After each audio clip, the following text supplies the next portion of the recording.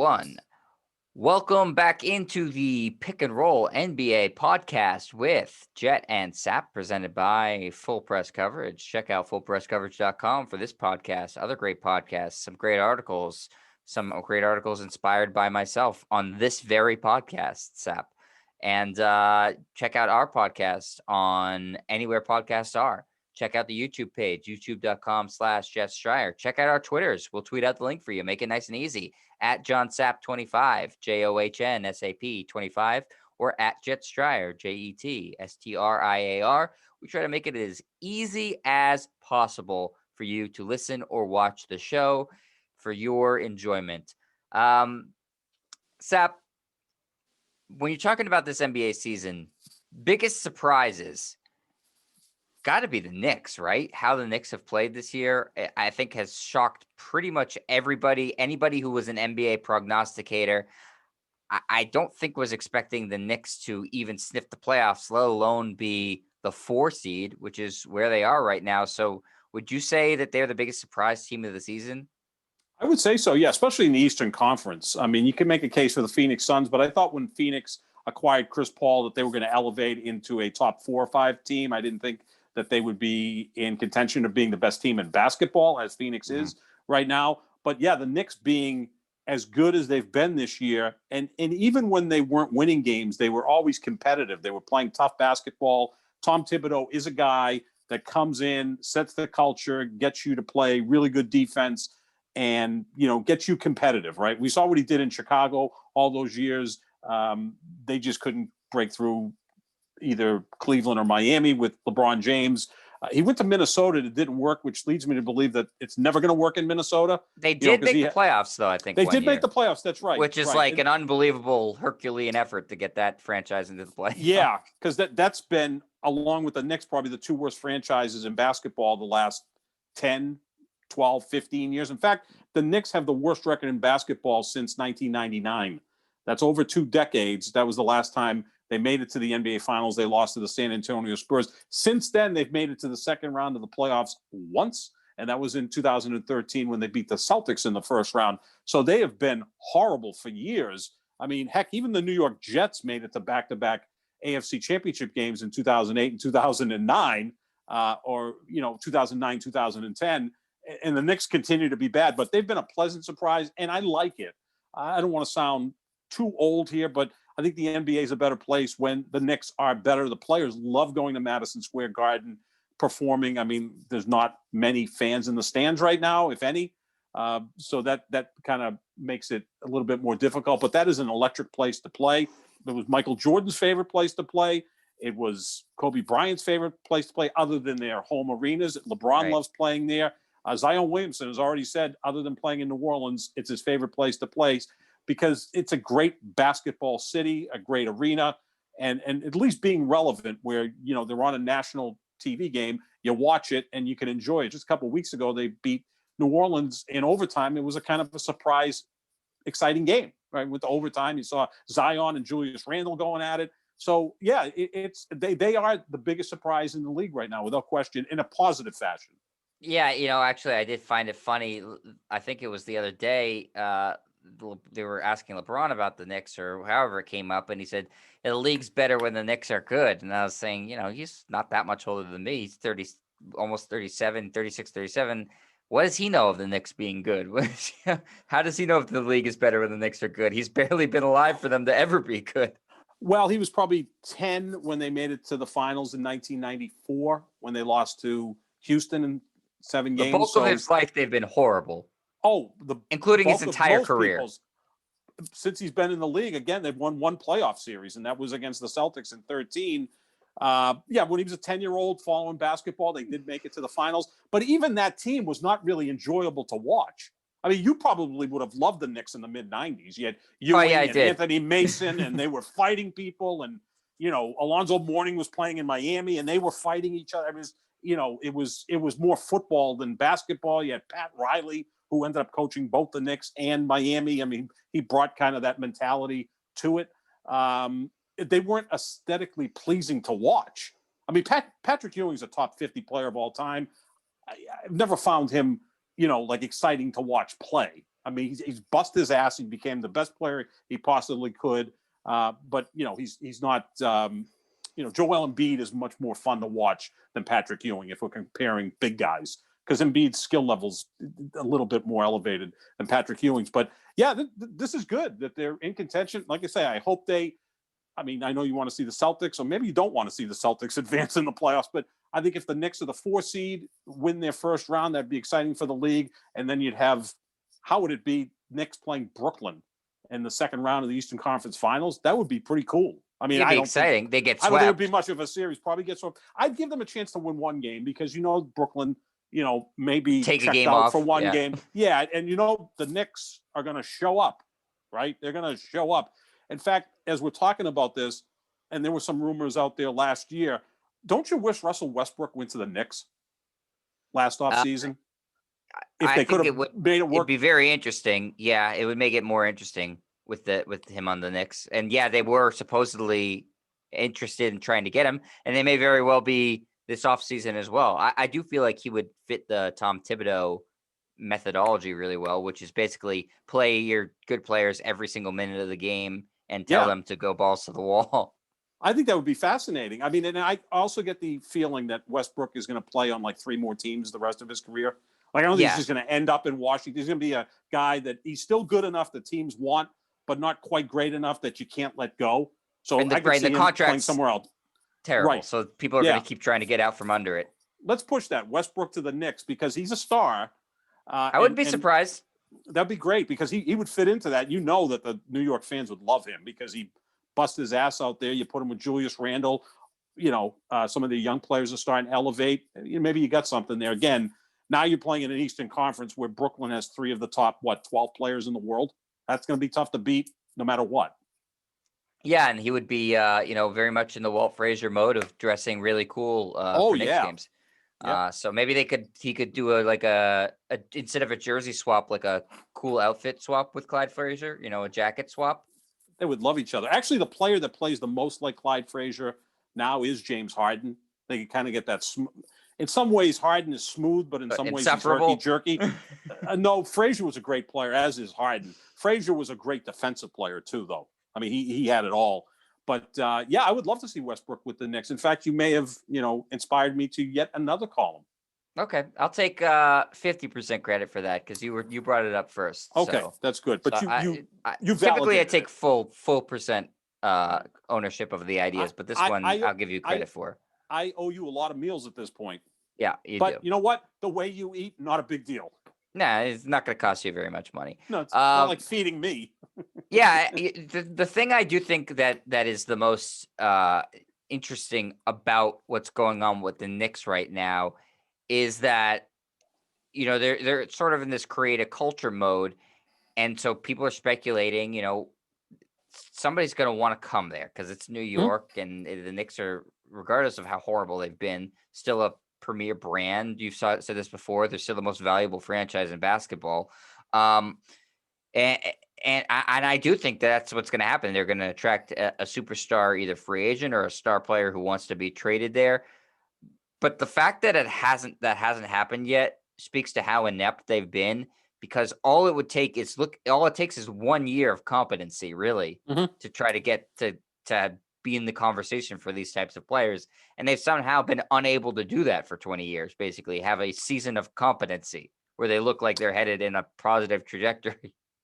Yeah, their ownership is among the worst in all of sports, right? Because you have the New York Knicks, the most valuable franchise in basketball. You have New York City, Madison Square Garden. You would think you could attract some superstar players. I always thought at some point LeBron James would go there. In fact, when he was a free agent in 2010, I thought he was going to the Knicks. He ended up going to the Miami Heat instead. Michael Jordan, there was a probably 2% chance that he could have gone to the Knicks in 1996 when the NBA really started to expand on free agency. And up until 1996, Michael Jordan was grossly underpaid. He really was. I mean, he meant so much to the league that actually the league should have paid him. That's how valuable Michael Jordan was, not just to the Chicago Bulls, but to the entire NBA. Almost like with David Beckham when he came to MLS. Right, everybody paid him.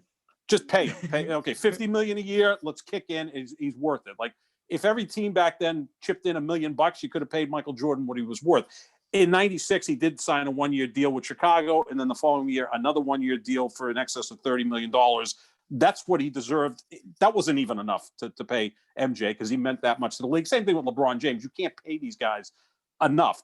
When they're on a franchise, the franchise doubles in value. Just look at the Cleveland Cavaliers, which have been irrelevant for most of their existence, other than when LeBron James has been there for 11 years. So, I'm very opposed to that max contract thing. It should pay them whatever the hell they want. There should be no cap on how much you can earn. It's very anti-capitalist, actually. And here we are, both socialists, but we're now talking about favoring capitalism, right? Because right, why is, and I'm not trying to shit on Mike Connolly, but why is he making the same money as LeBron James or thereabouts? No, there should be no cap on sense. If a team wants to pay him $100 million a season, God bless the team. You know, that's their prerogative. Yeah, I mean, what do you think Steph Curry's worth to the Golden State Warriors? The rule is basically to protect the teams from being idiotic, but you know, it's supposed to be free market, and the free agency is supposed to be that. There should be. I mean, this is a completely different point, but you should be able to play. Keep the salary cap, but you should be able to pay your top player whatever the hell you want. There should be no maximum contract. Well, you have minimum, the bird rights, yes. Right. So you have the bird rights, which allows you to go over the cap to keep your current players, right? You can use it for one player. I mean, you know this stuff much better than I do, but like the Lakers could use the bird rights for LeBron, pay him whatever they want.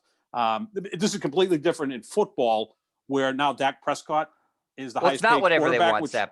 The bird rights just say you can go over the cap. You can go over pay the a percentage cap, over the cap to the max, but you could still only do the max contract. You can't just pull a number out of your ass and say, we're going to give this guy $75 million this year. Yeah, it's the Lakers came close to doing that with Kobe. Remember Kobe's last few years when he was clearly not Kobe anymore, but the Lakers had to keep him because they had this huge TV contract with, at the time, I think it was Comcast Sportsnet, and they said they were poorly run.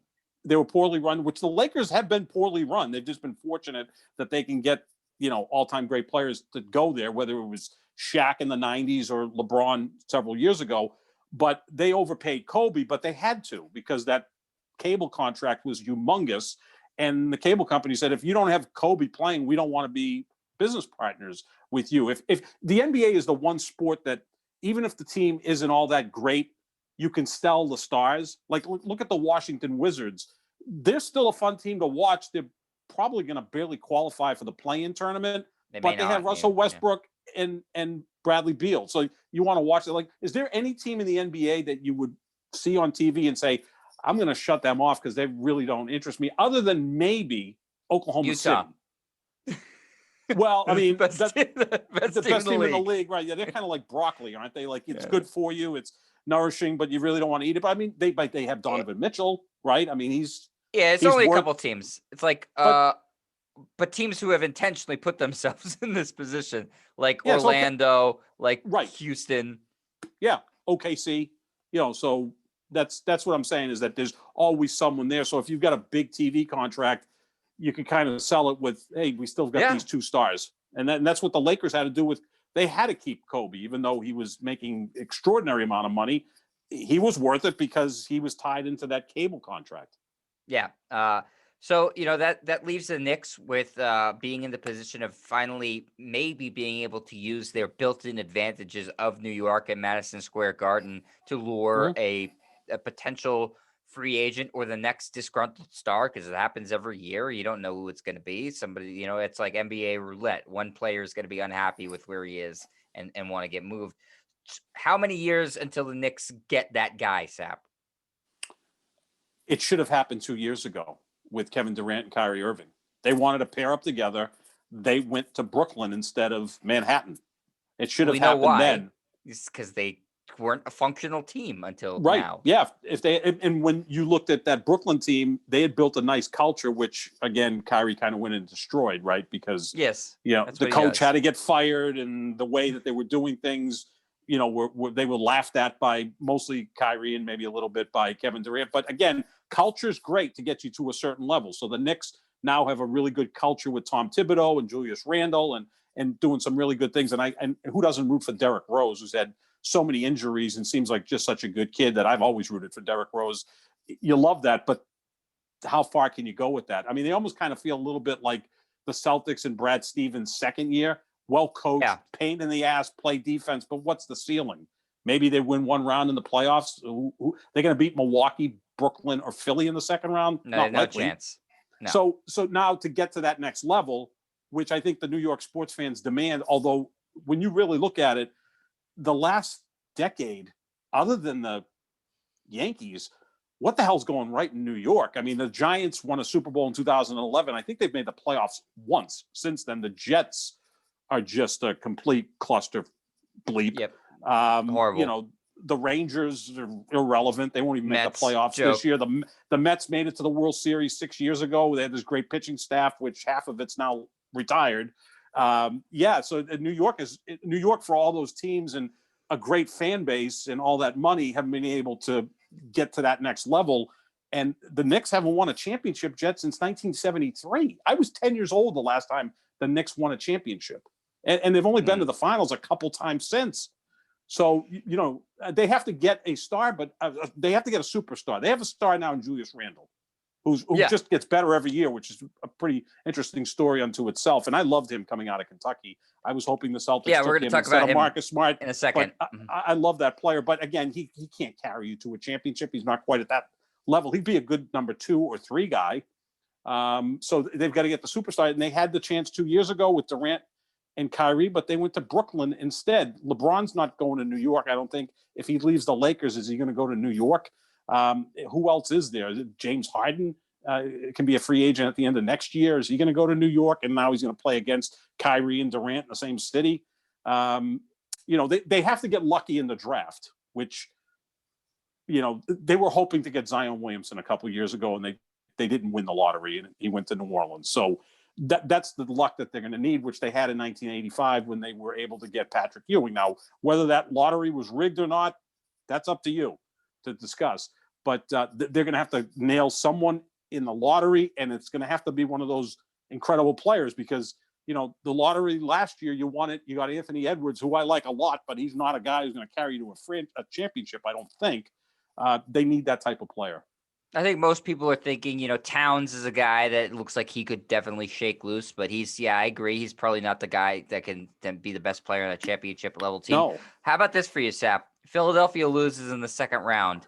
Does Joel Embiid potentially shake loose and say, I want to go play in New York, or does New York become a trade partner for them?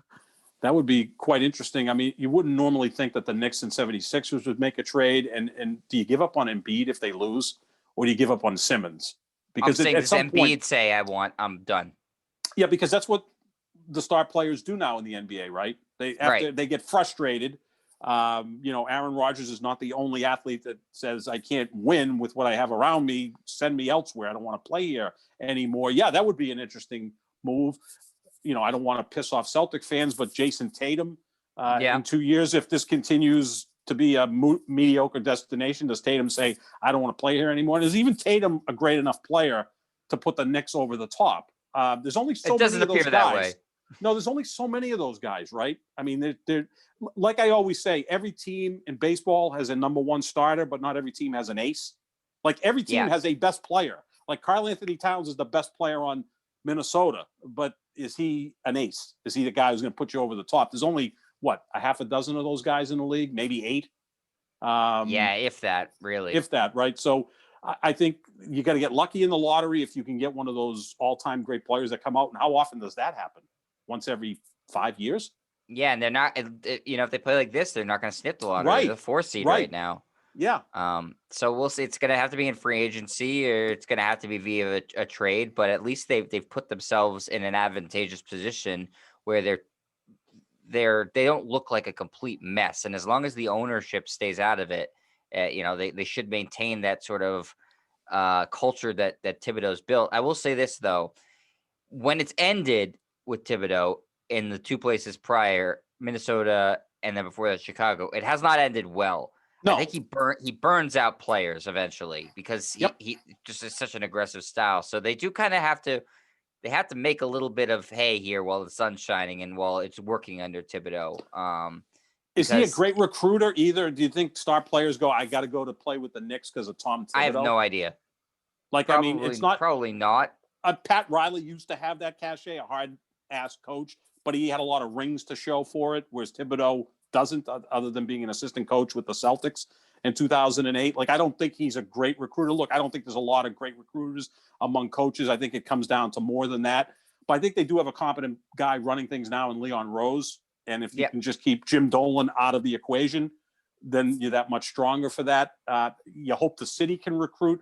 But I know you have an interesting story you want to tell about how they tried to recruit LeBron James 11 years ago when I really thought he was going to the Knicks. I really did. Yeah. What bigger stage than New York? Instead, he went to actually a better spot in Miami.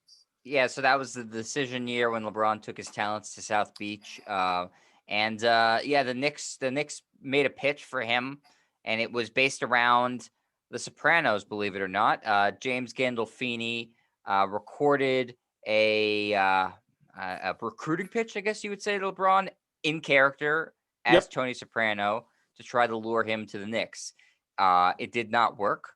And ultimately, the allure of good weather in Miami and being able to play with Dwayne Wade and Chris Bosh was too much for LeBron to pass up on.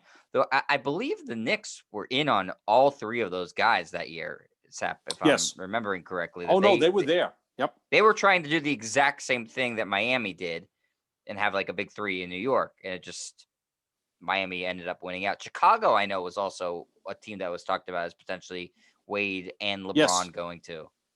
Yeah, and I think LeBron might have been hesitant because does he want to go where Michael Jordan was? It's not the easiest thing for, at that time, a young player. Now he's gone to L.A. where I don't think there's any franchise in league history that has more great players that have played for it than the Lakers, but it's not Michael Jordan. Like that's the guy he's been chasing his entire career. So I thought it was going to be the Knicks. But look, if you're a young guy with a lot of money and a lot of freedom, Miami's the cool place to live. So is Los Angeles. New York, the weather isn't great.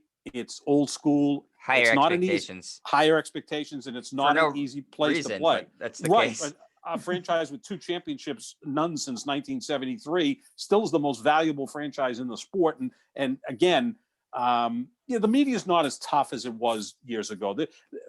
Like Boston is not a tough place to play, other than talk radio, and the players don't have to listen to that because that's kind of in its own world. Dan Shaughnessy is probably the only columnist that still, has any traction. But in New York years ago, you had Peter Vesey from the New York Post. You had Dick Young, who was one of the most toxic sports columnists you could possibly read. He's since passed. So there's not a lot of pushback the way it was back then. Especially in print, because print doesn't really matter at this point. I mean, if someone tweets something out, it gets more attention. Obviously, but Kevin Durant, it does. And in the case of Jason Tatum, it meant more a tweet from Kendrick Perkins than maybe a scolding article from Gary Washburn. Well, he doesn't do that. Nobody writes That's true, too. No one writes scolding articles about Celtics. But it is funny in that, Miami had, before LeBron came there, won a title, 4 years prior to that. So, it's not like they were inexperienced in winning championships, and Pat Riley was obviously there.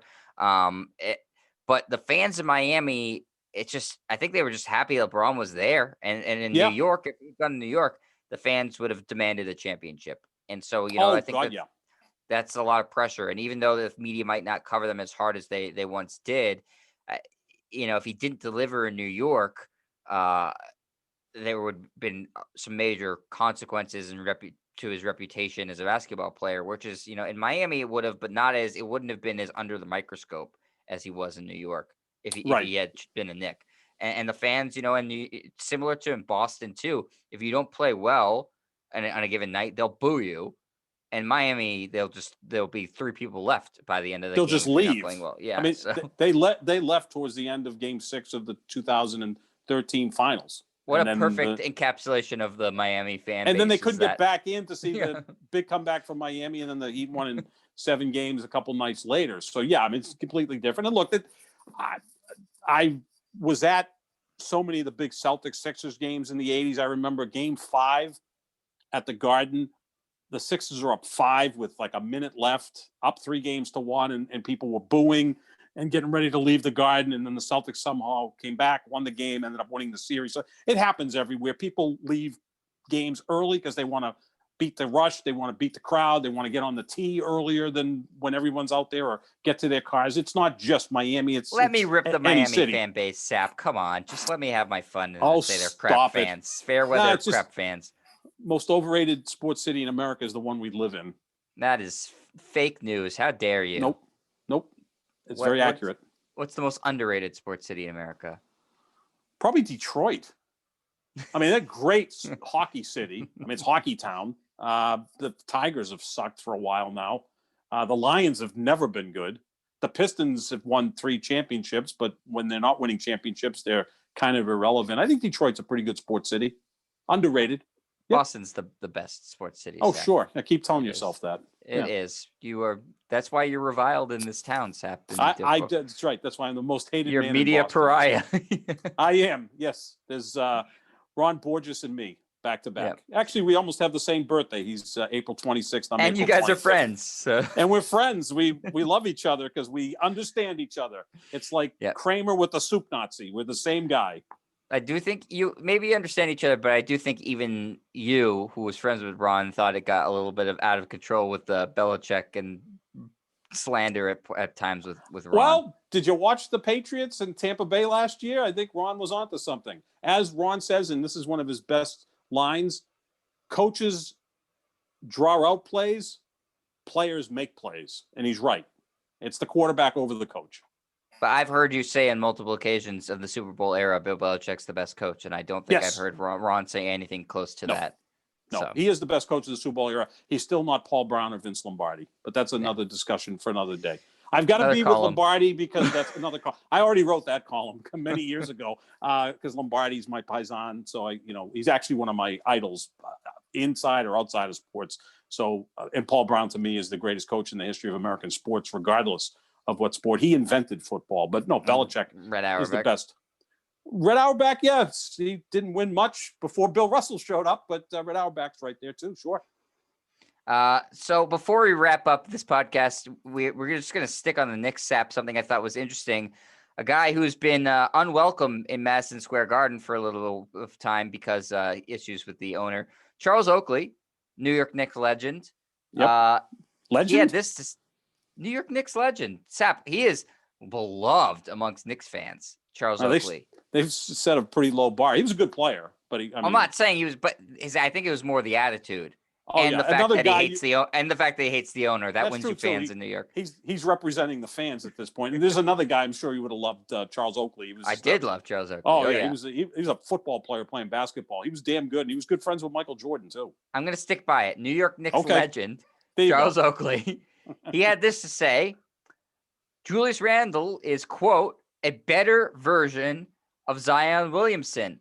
I think Randle's a better version of Zion Williamson because he can do more. Zion is just hype in the league, but in the playoffs, he'll be just like the Greek Freak. They'll have the wall for you. First of all, Zion's got to get to the playoffs. That's what Charles Oakley had to say on Sirius XM NBA radio. Any reaction to that, Seth? Well, Zion Williamson's just passed the 100 game mark in his career. Yes. And I believe he's the second fastest to 2,500 points in league history, behind only Michael Jordan. So that's a pretty good accomplishment for a young guy. Zion's in his 7th or 8th year. He came out in 2014, so he's in his 7th year. So he's right now in his prime. Julius Randle is in his prime. Zion is in his 2nd year and is only getting better. I've been disappointed with Zion's rebounding numbers. He should get more than 7 rebounds a game. He should be in double figures, which Julius Randle is. Randle's also a good passer. Randle's game is pretty much complete now, whereas Zion is still learning. So maybe right now, Julius Randle's going to get some like 10th place votes for MVP.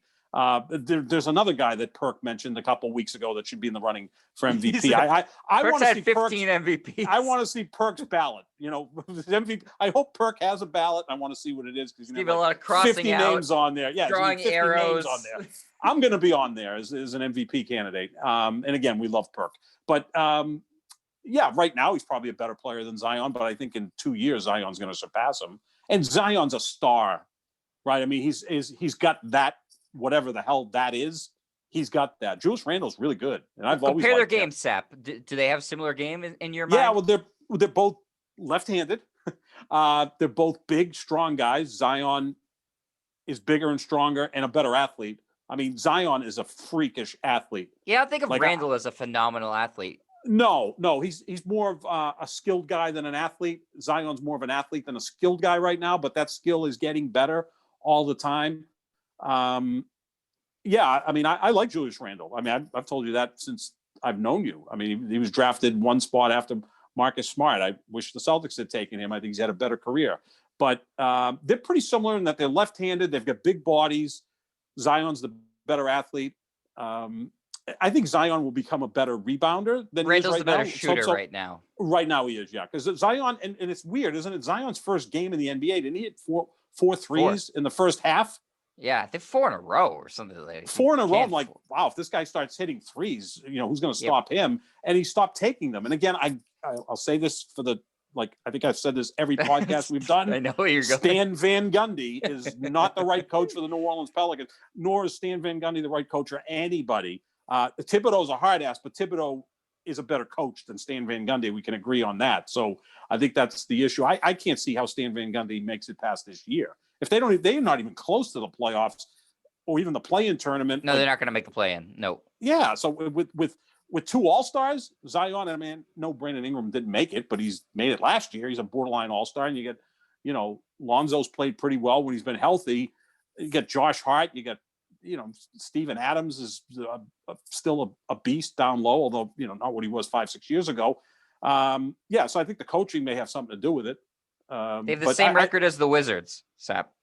Yeah, and you can make a case the Wizards have kind of disappointed too when you think of Westbrook and Beal, that team should be better.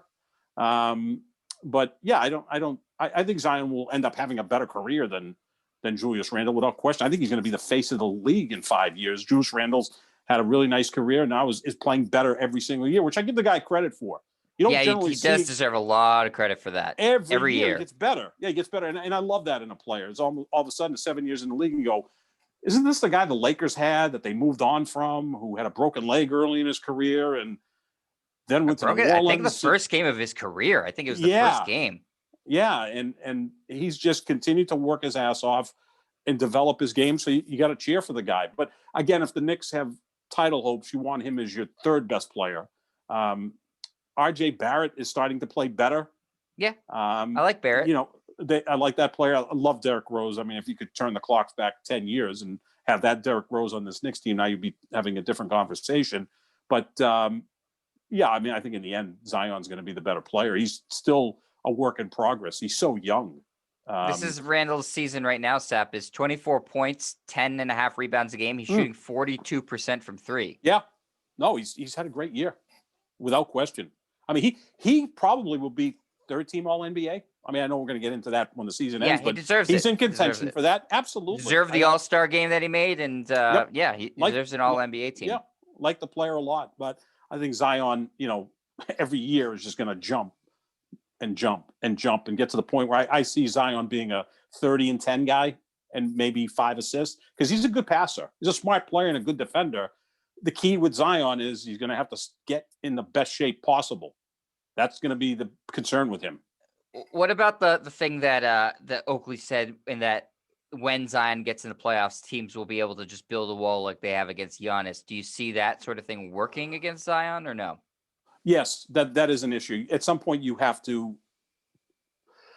The issue I've had with Giannis, and I think you may have it with Zion, and I don't understand why Milwaukee doesn't do this.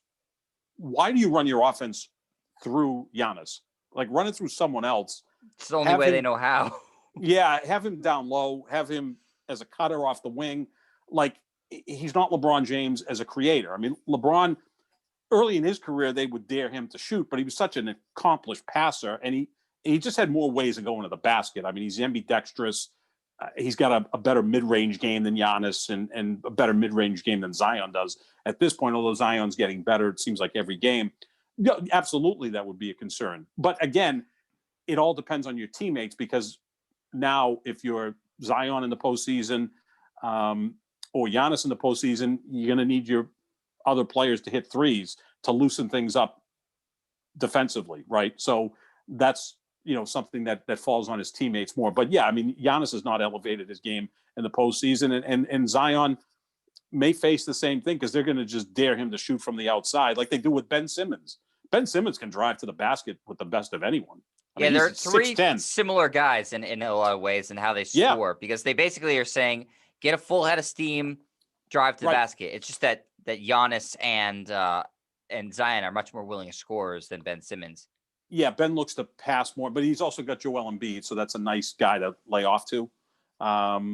So, yeah, I think that would be an issue for Zion, but I think Zion's a really smart player, as I think Giannis is a smart player. That you've got to adapt as players. And this is my big pushback to Russell Westbrook. As great as he is, and as much as I love to watch him play and admire that he's 100% every night. You hate watching him play. No, I don't. I enjoy watching the guy play. I think he's the best athlete to ever play point guard. But he's never adapted. He's never changed his game. He hasn't added some things to it. Magic Johnson became a decent outside shooter. Yeah, Russell's just like, full bore ahead. That's awesome. But you've got to adapt at some point. You've got to elevate your game and change it and tweak it. Look, Michael Jordan is, most people think, the greatest player ever. He became a better outside shooter. He became a better post player. Kobe Bryant did the same thing. Larry Bird became unstoppable in the post. Magic Johnson, could work out of the post, became a much better outside shooter. These guys tweak their game every single year. I mean, Magic came back and had a hook shot. The junior hook shot. In fact, won a finals game against the Celtics with a hook shot. So I want to see players do that more often. So that's my biggest pushback to Westbrook. It's like he is what he is and he doesn't want to change. And, in life, in business, in sports, you've got to be able to adapt, and he just never has done that because whatever he's done has worked for him. He's got a great brand, made a lot of money. He's a future Hall of Famer, all of this wonderful stuff. But to really get to the next level, you got to kind of tweak your game. I think Zion can do that, and I think Giannis, we'll see more this year because there's less pressure on Giannis this year than the last 2 years where he was the presumptive MVP, the number one seed, and everybody expected Milwaukee to get to the finals, and they fell short. And the team should be better, right? Because I think Drew Holiday is just better than anyone he's ever played with. And now Eric Bledsoe was the guy he's replacing. He's better. Bledsoe was literally hit or miss. So yeah, and like you say, Jed, less pressure on him this year because no one's expecting the Bucks to go to the finals. Maybe they, surprise us all and go.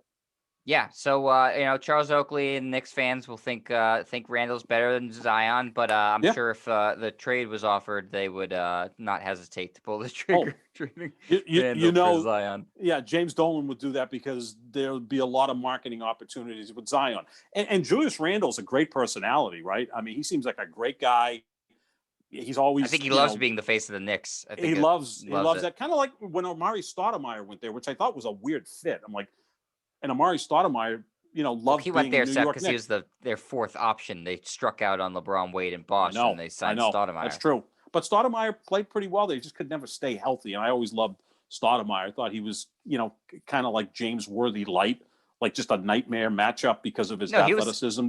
Outstanding until Carmelo Anthony got there and basically ruined Amari Stoudemire. Which happens when Carmelo shows up from time to time. Although he's doing a good job right now in Portland as a role player. And there's another thing, and give Carmelo credit for now at 37 saying, okay, I can play a couple more years and, come off the bench and get 15. It's Dame's team, CJ McCollum's team. I can be the third or fourth option. It took him a while to adapt to that. Took him like 18 years to figure it out. Yeah. But he's an excellent role player, but he was just, he didn't make anybody better as the best player on a team. No, and never. That was the problem. An elite scorer, but so the Knicks, listen, they're in good shape, which is something that we haven't really ever been able to say almost in my lifetime, with the exception of a few years. And Julius Randle's at the heart of that. So, I'm glad that the fans have somebody they can root for because they really haven't.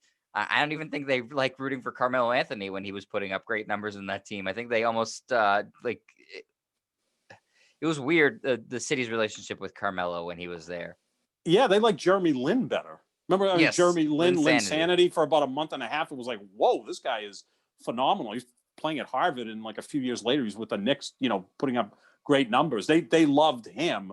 That's a smart basketball market. Carmelo was looked at as like the savior when he came in. He wanted to come to New York, and he wasn't capable of doing that. and the great Knicks teams, and there weren't many of them, but the great Knicks teams, the ones that won the championships in 1970 and 1973, talk about a team that fit together like a glove, a great passing team, great defensive team, clutch, just a joy to watch play.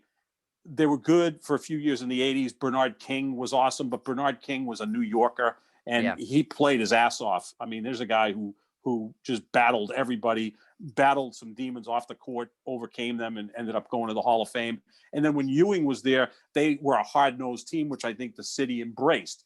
Carmelo offered none of that. You know, Carmelo appeared to be like a pampered superstar. Like you said, he didn't make anybody better, whereas like a Walt Frazier or Dave DeBusschere or Willis Reed, those guys elevated their teammates. Bernard King was just unstoppable. Patrick Ewing just, busted his ass every game. So Carmelo never fit in because the New York basketball market, similar to the Boston basketball market, very smart fans, and they demand more from their players. And the Celtic fans aren't quite like that anymore. They were before. It seems like they're just, happy to be there. But Carmelo never fit in. Go back to the days of booing, although Larry Bird wasn't booed, nor should he have been. This team's gotten booed. Even though you can hear it, even when there's 2,000 fans in attendance, I've heard them get booed. They deserve it. It's probably Perk from his couch in Texas. Booing. Might be. It's me from my couch in Newton. Yes, it's certainly not Brian Scalabrine from the No, NBC he thinks Sports every Studios. game they've played, the refs screwed them over. Always the refs' fault. All right, Sap. So that's going to do it. A very New York Knicks centric episode, but you know what? Frankly, they're relevant, so why not? And we are the Pick and Roll NBA podcast after all, so we talk about all teams in the NBA. And the Knicks, like I said, actually relevant this year. So it's, again, Pick and Roll NBA podcast with Jet and Sap, I should say, presented by Full Press Coverage. Make sure you check out our podcast on their website, fullpresscoverage.com. Make sure you download us anywhere podcasts are. Check out the YouTube if you aren't already, youtube.com/JetStryer. And we will be back on Monday with a fresh edition of the pod. See what happens in the NBA over the weekend. Until then, thanks for watching or listening, everybody. See ya.